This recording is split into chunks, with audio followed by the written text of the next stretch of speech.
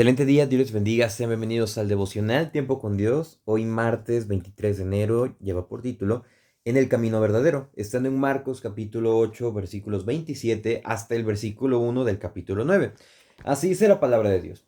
Salieron Jesús y sus discípulos por las aldeas de Cesarea de Filipo, y en el camino preguntó a sus discípulos diciéndoles: ¿Quién dicen los hombres que soy yo? Y ellos respondieron: unos Juan el Bautista, otros Elías, y otros alguno de los profetas.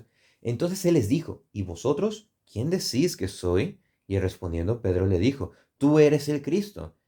Pero él les mandó que no dijesen esto de él a ninguno.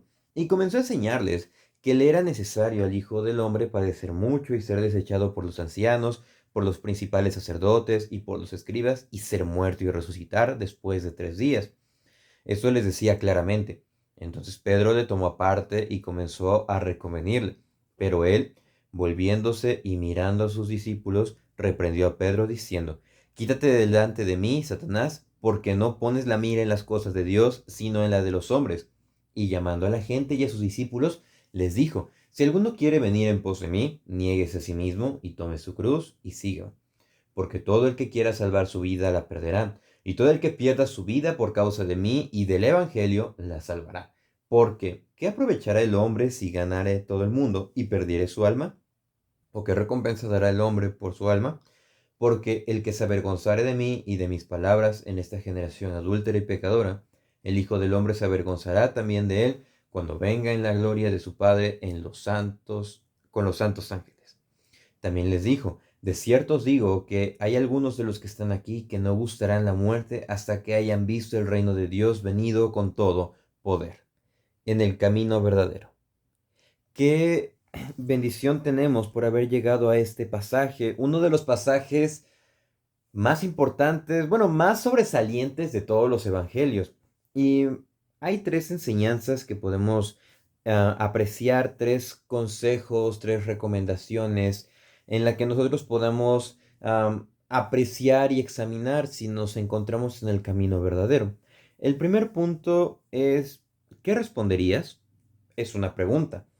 Generalmente, cuando estamos en diversas am, pruebas, hablando en exámenes, en la escuela, algunos que nos encontramos estudiando, otros que pueden recordar su tiempo de estudiantes, pero nos encontramos, o incluso en algunos momentos de nuestra vida, nos hemos encontrado con interrogantes las cuales debemos de analizar muy bien para poder dar una respuesta, ya que si no entregamos una respuesta correcta, podemos no pasar la materia, podemos perder la oportunidad de trabajo. Entonces, en ese mismo contexto, en situación am, determinante, se encontraban los discípulos, porque el Señor, al momento de que ellos estaban caminando por una región que estaba poblada generalmente por gentiles, les pregunta: ¿qué dicen los hombres que soy yo? ¿Quién dicen los hombres que soy yo? Y ellos habían escuchado muchos rumores, principalmente por los adversarios de Jesús y también por las demás personas. Y le respondieron: unos Juan el Bautista, otros Elías y otros alguno de los profetas. Cualquier persona se hubiese sentido halagada por haber comparado a este predicador con Juan el Bautista, o que le hubiesen hecho la comparativa: es que tú te pareces a Juan el Bautista, o tú te pareces a algunos de los profetas. ¡Wow! ¡Qué gran honor! Pero para Jesús esto no era así, porque lo estaban confundiendo su labor. Posiblemente dentro de estas pues identificaciones han de haber dicho: es que este tiene características del Mesías, pero no es el Mesías, porque el Mesías va a venir en gloria y el Mesías va a liberarnos. Y el Mesías, ¿por qué decían eso? Porque estaban bajo el Imperio Romano y ellos esperaban especialmente un Mesías conquistador, un Mesías militante, un Mesías militar que llegase casi casi a quitar el Imperio Romano, a devolverle la gloria a Jerusalén, y ellos se sentirían realizados prácticamente. Pero no es lo que veían en Jesús. Es por eso que decían: unos dicen que eres la resurrección de Juan el Bautista, porque para este momento Juan el Bautista ya estaba muerto. Otros dicen que eres Elías. ¿Por qué? Porque en En el profeta Isaías dice, vos que claman el desierto, preparad el camino. Y características que tuvo Juan el Bautista identificaban con el ministerio que tuvo el profeta Elías. Y también decían que era alguno de los profetas. De manera que ellos habían escuchado todos los rumores, habían escuchado todo. Y también iban a dar una respuesta. Y les pregunta, ¿y ustedes quién decís que soy yo?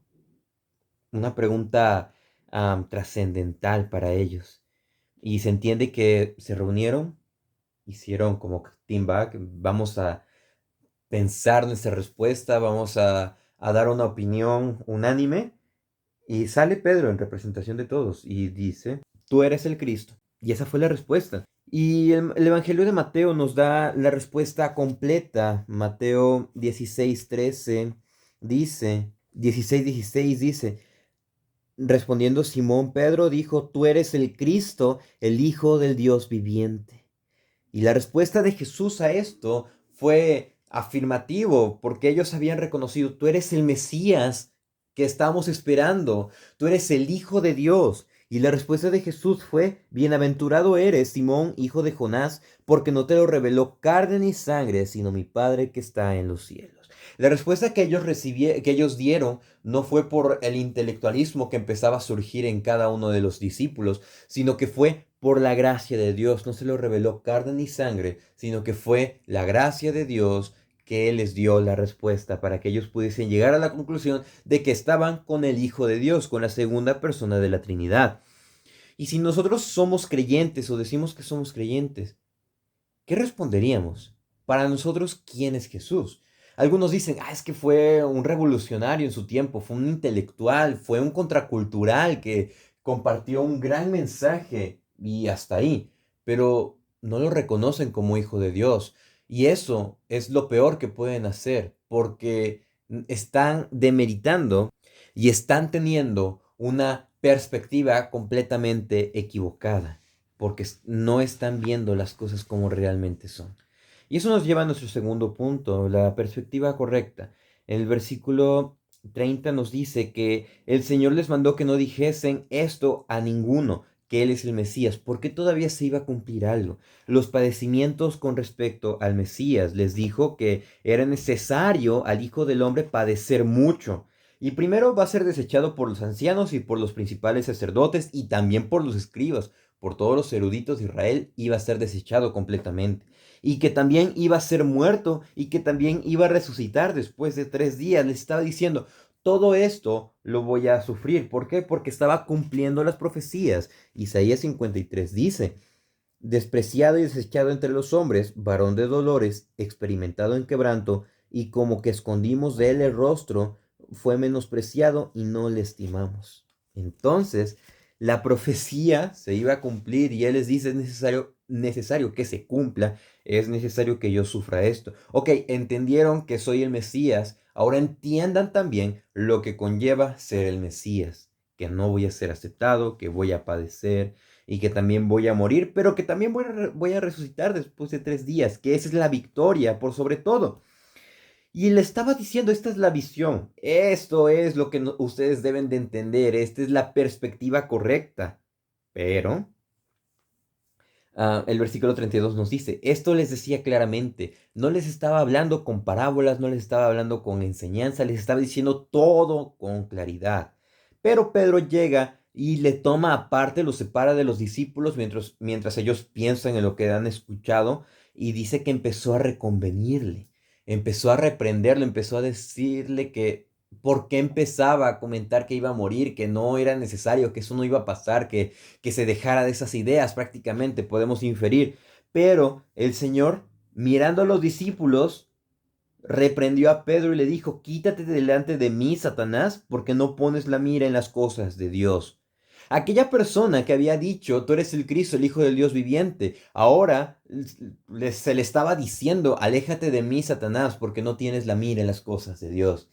Cuando nosotros perdemos de vista, cuando nosotros deseamos hacer nuestra voluntad, estamos haciendo la voluntad de nosotros y también eso empata en la voluntad de Satanás, porque lo que quiere Satanás es desviarnos de nuestra mira, desviarnos de seguir a Jesús, desviarnos de obedecer, de leer la palabra, de orar, de dar testimonio para con los demás. Porque cuando nosotros nos encontramos en nuestro ambiente, ya sea laboral, en nuestro ambiente de escuela, en cualquier entorno que no sean cristianos, y nos vemos con esa duda de dar a conocer y cedemos ante la presión del momento, no estamos haciendo las cosas de acuerdo a cómo lo hemos aprendido en la palabra, sino que estamos quitando nuestros ojos en las cosas de Dios y nos estamos centrando en los hombres. Nosotros necesitamos tener la perspectiva correcta, porque si hemos respondido, tú eres el Cristo, el Hijo del Dios viviente, y sabemos que Jesús es nuestro Salvador, nosotros sabemos que va a haber un precio que debemos de pagar. Y también debemos de estar conscientes que a quién le hacemos caso. Debemos de preguntarnos si nosotros hacemos más por obedecer nuestra voluntad o hacemos más por obedecer la voluntad de Dios. Es por eso que nosotros necesitamos tener los ojos puestos en Jesús, puestos en las cosas de Dios, para no desviarnos del camino correcto. Y como tercer punto es, no confíes en ti. El versículo 34 dice que llamó a la gente, a sus discípulos, y les dijo, si alguno quiere venir en pos de mí, niéguese a sí mismo, tome su cruz y sígame. Prácticamente les está diciendo, ustedes necesitan dejar de confiar en ustedes mismos, necesitan tomar el padecimiento, necesitan humillarse, porque la cruz era la peor humillación que podía sufrir cualquier otra persona. Lo cruel, lo peor, eran denigrados. Eso era tomar la cruz. Y también decía, síganme. Entonces no debemos de confiar en nosotros mismos. Y aquí viene la paradoja que impera en esa parte, versículo 35. Porque todo el que quiera salvar su vida, la perderá. Y todo el que pierda su vida por causa de mí del Evangelio, la salvará. Estamos llamados a perder nuestra vida porque no vamos a ser aceptados en cualquier lugar por predicar del Evangelio. Somos llamados a predicar, pero no vamos a ser aceptados por todos. Entonces, somos llamados a perder nuestra vida por causa de predicar el Evangelio. Eso es. Somos salvos por Cristo, que es el Evangelio. Y si nosotros callamos, el Señor nos va a negar. El siguiente versículo dice, porque ¿qué aprovechará el hombre si ganare todo el mundo y perdiere su alma? De nada sirve, no hay recompensa en tener todo si nuestra alma se va a perder. Debemos de pensar, debemos de llegar a la conclusión y saber que nuestra vida está segura en Cristo, nada más en Cristo y no en las cosas pasajeras. Dice el versículo 37, ¿qué recompensa dará el hombre por su alma? Cualquier persona querría asegurar su vida, porque muchos quieren ser inmortales, quieren tener todo, pero no se puede. Y lo único que nosotros debemos reconocer, que lo tenemos todo al momento de entregarle nuestra vida a Cristo. Y debemos también preguntarnos, ¿somos verdaderos discípulos? El versículo 38 dice, porque el que se avergonzare de mí y de mis palabras en esta generación adúltera y pecadora, el Hijo del Hombre se avergonzará también de él cuando venga en la gloria de su Padre con los santos ángeles. Debemos de predicar el Evangelio sin importar lo que las personas digan de nosotros, porque si nosotros no nos avergonzamos, el Señor no se va a avergonzar de nosotros.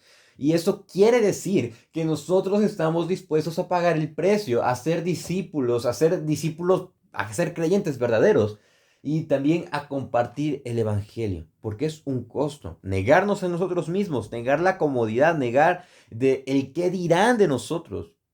Eso no importa. Debemos de compartir, esa debe de ser nuestra prioridad, compartir el Evangelio. Y termina esa parte, que algunos no verían, algunos de los discípulos no verían la muerte hasta ver la gloria del reino de Dios venidero.